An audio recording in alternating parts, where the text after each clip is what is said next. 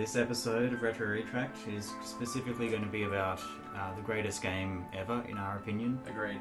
Secret of Mana. We took this thing home, and this opening sequence that you can see here just blew us away. Instantly became a favourite. So now we're going to do a 3-player just to show you what it's capable of if you have the actual hardware. I always call my character Ace. I wonder if Catharus is going to fit. Yeah, that's a good question as well. Otherwise, we call him Sprite. This is the intro of the game. It's telling you the pre-setup to everything. It's a very different soundtrack to how the game just started, to what you were already, presented. The world was rocked. My brother was talking about our first copy of, Secret of Mana. This is the third one that I've had in my possession because I've been trying to, retrack it down. That first one was stolen back in '94 when we first moved to Kellyville. That really sucked, and then for years we just had a photo of us playing it, and I always look back at that like that would keep me happy. Memories. And then I played the emulators, and obviously that was great. But when Game Trader just opened up in Castle Hill, I saw a version that was like $90. Screw it, I need it. It's my favorite game. It was German. So whilst I was playing, I was learning a little bit of German. It was like Das Mana Schwertz and things like that.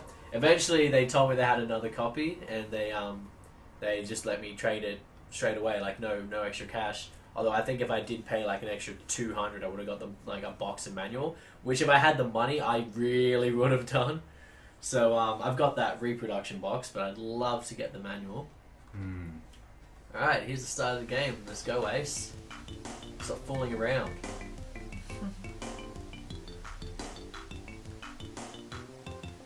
Shiny object near the falls.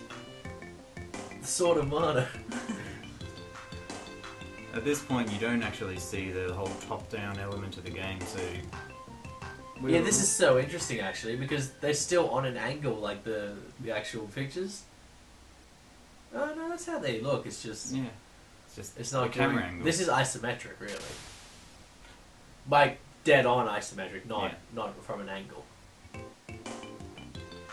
I was always so annoyed at this when I was young, because I remember my first time, I didn't figure this out, because I got here, and it said, you can't walk further. I go, oh, okay. And then it didn't actually let me, like, I tried walking up, and it never worked. I must have been caught, like, here, or something like that. I remember I was freaking out for so long, and he kept doing that. He kept saying, the village is this way, I have to find it. I was so confused. I walked back and forth a while, and eventually like, oh look, a sword. Oh, hang on a second, a sword. I should have figured that one out. It was right there. Yeah. And from that day forth, I never told anyone about that moment. Yeah. First time I've heard. I'm sharing. Oh, yeah.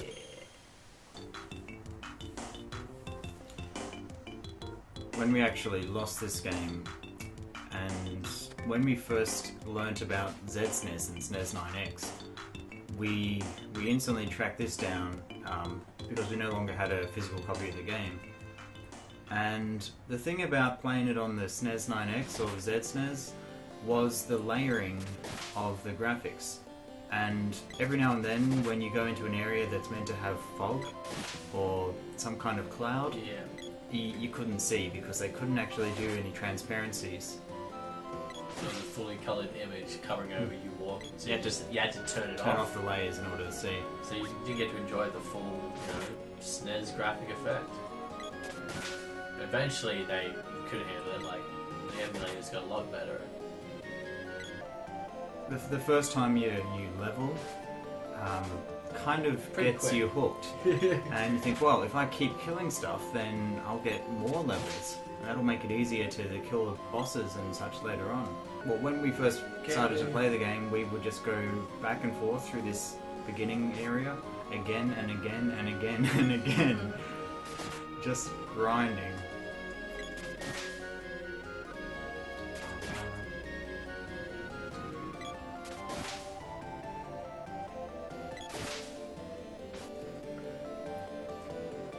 Sword reaches level 1. Yeah. Yeah, double kill.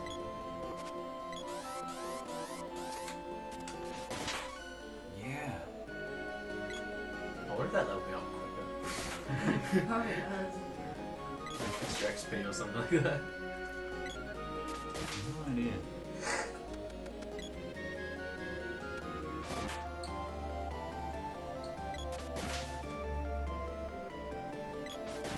The water that you see there is also one of the transparent layers that you had to turn off occasionally. So you come to the village, your village where you're from, returning to talk to everyone. The mystical knight dude's in there, but we'll talk to him later. There's the village elder. As like another Squaresoft RPG that's not Final Fantasy, like, because it started off as a spin-off on the Game Boy, and then they eventually said, well, let's give it a full game treatment and made this, and it's amazing. It's fantastic. Those Final Fantasy spin-offs are actually some of my favourite games. Chrono Trigger, Mystic Quest. Mr. Quest, which you'll see in a later episode. For sure. Yeah. We actually got Mystic Quest before we got Secret of Mana. Oh, that's bully. Just pushing me around. Elliot. Elliot. Ah. Yeah, give you some ouch, Elliot. Oh, he's not gonna like where he's going. Earthquake. I've been practicing how to use a sword all morning. I'm sure I can kill this mantis creature. Yeah, I've had this sword ever since I fell off a waterfall. Let's roll. It's like, you can do it, right? Because you have that weapon.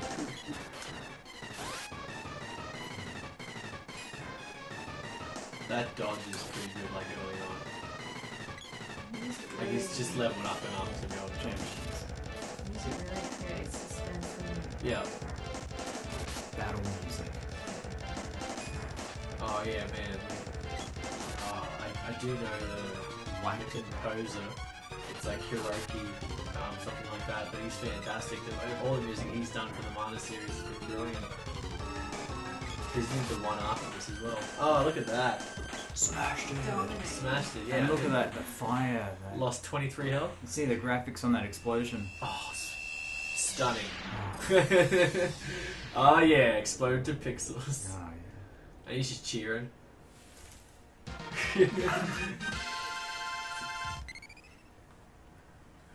Way to go. What's a sword's orb? What is a Swords Orb?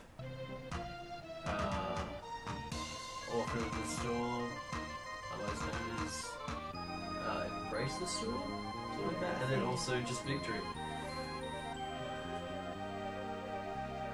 His name may be Man, but it's really Gemma. You'll get to know him.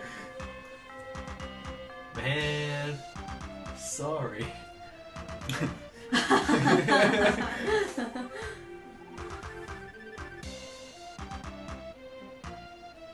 Luca, that was the name. Ah, Sage Luca. Yeah. Yeah, ever since leaving the village for the first time, I've always tried to go back. Oh, that was the most upsetting bit. You'd get to that gate and he just wouldn't let you in. Like, nope, you're not welcome. We banished you. Now he's gonna tell me a story about my origin. No spoilers yet. You don't find out till the very end.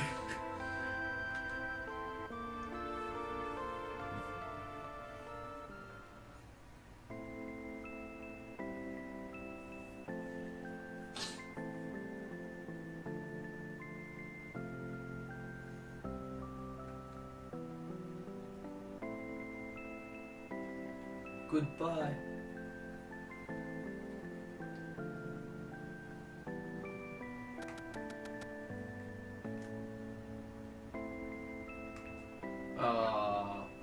Now you can go around and keep fighting and leveling and get stuff, but we got everything we need, so I took that 50 gold from his basement. Take that, old man. Oh, you can never go back. Farewell, Potos. And so Ace was banished from the village of Potos and sent out into the world, for it was known that wherever he and the Mana Sword went, danger was sure to follow. Setting off for the Water Palace. Make sure to watch part 2 coming shortly.